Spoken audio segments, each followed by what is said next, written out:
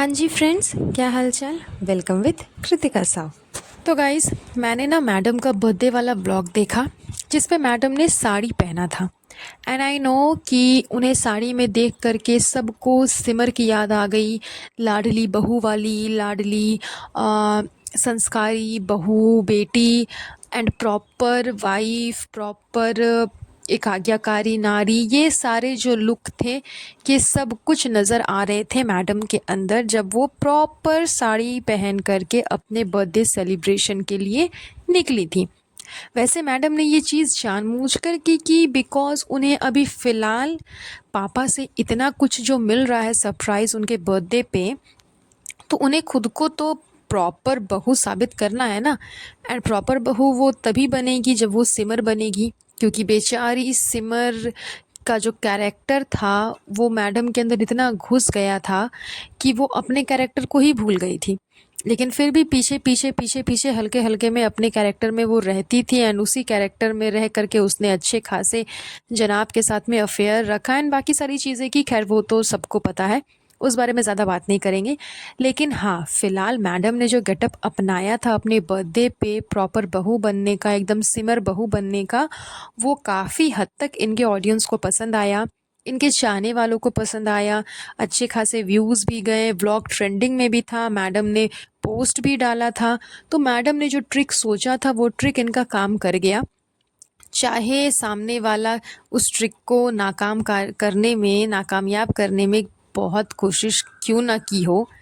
जी हाँ, मैं और किसी की नहीं, चबूतरा की बात कर रही हूँ। जिस तरह से चबूतरा का गेटअप था मैडम के बर्थडे पे, उनके रात वाले डिनर पे, इन सब चीज़ों में जिस तरह से वो अपना मुंह लटका करके जिस तरह से उसने ड्रेसअप किया था, ऐसा लग ही रहा था कि उसे बिल्कुल भी मन नहीं है कि वो ज़रा सा भी इन्वॉल्व हो मैडम की खुशी में।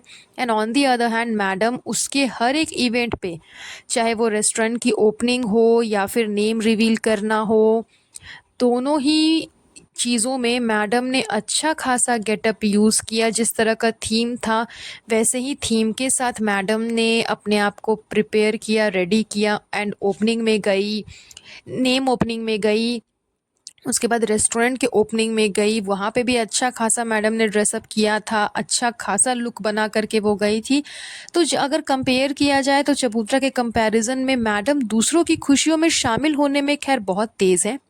एंड इनको ये लगता है कि मैं आधे अधूरे मन से ना जाऊं, भले ही ज़बरदस्ती जाऊं, लेकिन मेरे फेस पे ये चीज़ दिखनी नहीं चाहिए कि मैं ज़बरदस्ती गई थी, मेरा मन नहीं था। एंड इतना खास जो लेक्चर मारा मैडम ने वो भी काबिले तारीफ़ था। मतलब दिल ही दिल में किसी के लिए इतनी बैर रखना, उसके बाद उसके मुंह पे उसकी इतनी तारीफ़ करना, हर चीज़ में उसे अप्रिशिएट करना, बार बार उसका नाम लेना, तारीफ़ों के पुल बांध देना, ये सब जो एक्टिंग है वो मैडम ने बखूबी निभाया। खैर इस बात की तो दाद देनी पड़ेगी, जनाब जो कहते हैं कि ये एक प्रॉपर एक्ट्रेस है, वो तो मैडम ज़रूर है। बिकॉज अंदर ही अंदर किसी के लिए इतनी गिले शिकवे रखने के बाद उसकी तारीफ़ इतना पब्लिक के सामने, इतने सारे कैमरेज के सामने करना, वो तो खैर खैर काबिले तारीफ़ थी।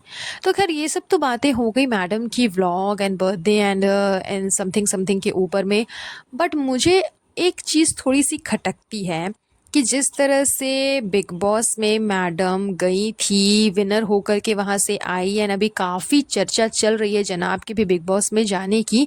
बट वो जा नहीं रहे हैं, वो अलग बात है, क्योंकि उसे पता है कि वो बिग बॉस हैंडल नहीं कर सकता।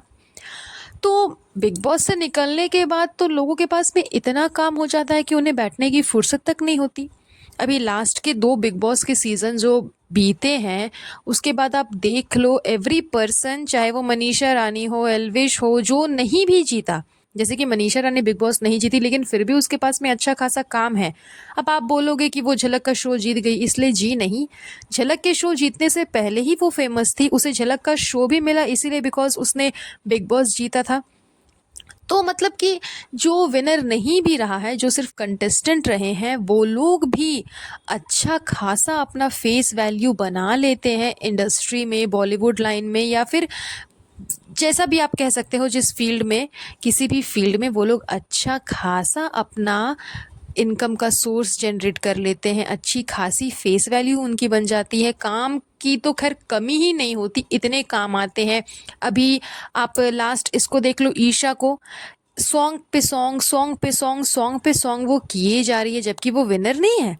लेकिन फिर भी एज अ कंटेस्टेंट जब वो बिग बॉस से बाहर आउट हुई, उसके बाद से ही उसके पास में काम की कोई कमी नहीं थी। इससे पहले तो खैर कुछ चुने मतलब गिने चुने लोग ही उसे जानते थे। एंड फिर आप इसको भी देख लो, इससे पहले की जो विनर थी तेजस्विनी, वो भी अच्छी खासी अभी पॉपुलर हो गई है। तेजस्विनी प्रकाश, वो भी पहले उतनी पॉपुलर नहीं थी, लेकिन बिग बॉस जीतने के बाद वो भी पॉपुलर हो गई। तो खैर वो विनर थी इसलिए, लेकिन कंटेस्टेंट भी, जो कंटेस्टेंट थे वो भी अच्छे खासे पॉपुलर हो जाते हैं। बट मैडम साहिबा, ये तो विनर थी, ये तो विनर होकर के बाहर निकली, फिर भी इसके पास में कोई काम नहीं है।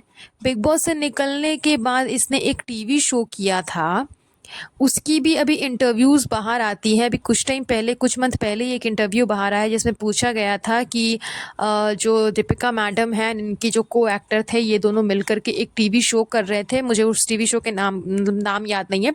कुछ अच्छा ही कुछ चल रहा था, शो बहुत अच्छा चल रहा था, लेकिन बीच में ही वो शो अचानक से बंद कर दिया गया। तो इसका मेन कारण क्या था? मैडम साहिबा अच्छे से परफॉर्म नहीं कर रही थी, या फिर इनके को एक्टर अच्छे से परफॉर्म नहीं कर रहे थे, क्या रीज़न था? ये सारी चीज़ें इंटरव्यू में पूछी गई थी। तो जब आपको टीवी शो मिला तो भी आपने उसमें परफॉर्म नहीं किया, आप बीच में ही उस टीवी शो को मतलब छोड़ करके उसके बाद फिर आप वहाँ से निकल गई।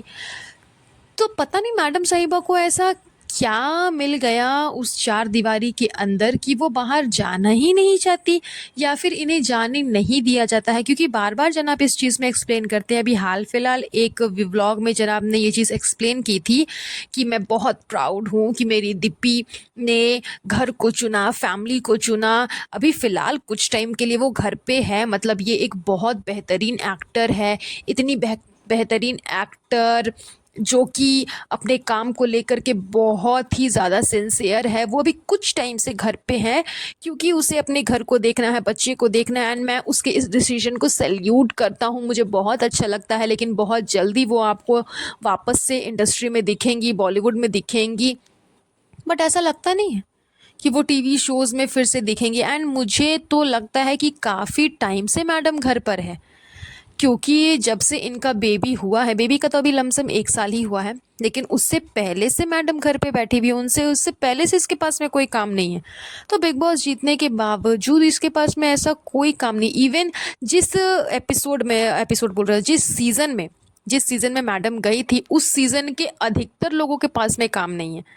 वो सीज़न मैडम ने सिर्फ इसीलिए जीत लिया क्योंकि उस सीज़न में जो आने वाले लोग थे ना, वो बिग बॉस में लाने लायक लोग नहीं थे, लेकिन फिर भी किसी तरह आ गए। उनका कोई वैसा खास फेस वैल्यू नहीं था।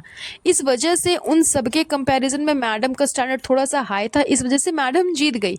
अदरवाइज उसके बाद जितने भी सीज़न हुए हैं, उसमें से किसी भी एक सीज़न में आप मैडम को उठा करके बुला लेते ना, डेफिनेटली वो आउट हो ही जाती। जीतने का तो खैर कोई चांस ही नहीं था, जिस तरह से ये झलक पे आउट हो गई थी।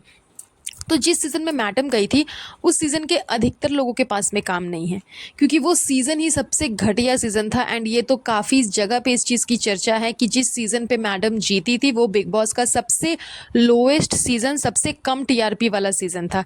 एंड इस वजह से मैडम उस सीज़न में जीत गई। तो खैर जो भी था, लेकिन मतलब पॉपुलैरिटी तो बहुत मिलती है बिग बॉस से निकलने के बाद, लेकिन उसके बावजूद मैडम के पास में काम नहीं है। मैडम घर पे बैठी हुई हैं। लोग कहेंगे कि उन्होंने चूज़ किया है। नहीं यार, उन्होंने चूज़ नहीं किया, उनके पास में काम ही नहीं है। तभी तो वो यूट्यूब चैनल चलाती हैं, उससे अपने पैसे जनरेट करती हैं। तो मुझे ये चीज़ समझ नहीं आती मैडम कि बिग बॉस के रूल आपके लिए अलग है या फिर बाकियों के लिए अलग है, क्योंकि बाकी तो वहाँ से निकलने के बाद अच्छे खासे काम पे लग जाते हैं, उनके पास में काम की कमी नहीं होती। लेकिन आपके पास में तो आज इतने सालों से काम नहीं है। तो ये चीज़ प्लीज़ मुझे आप एक्सप्लेन करके ज़रूर बताना, एंड कमेंट करके भी बताना मैडम साहिबा। तो ये बातें मुझे थोड़ी सी डाउटफुल लगती है, थोड़ी सी मुझे डाउट है इस चीज़ के ऊपर में कि पता नहीं मैडम के साथ में ऐसा क्यों हो रहा है।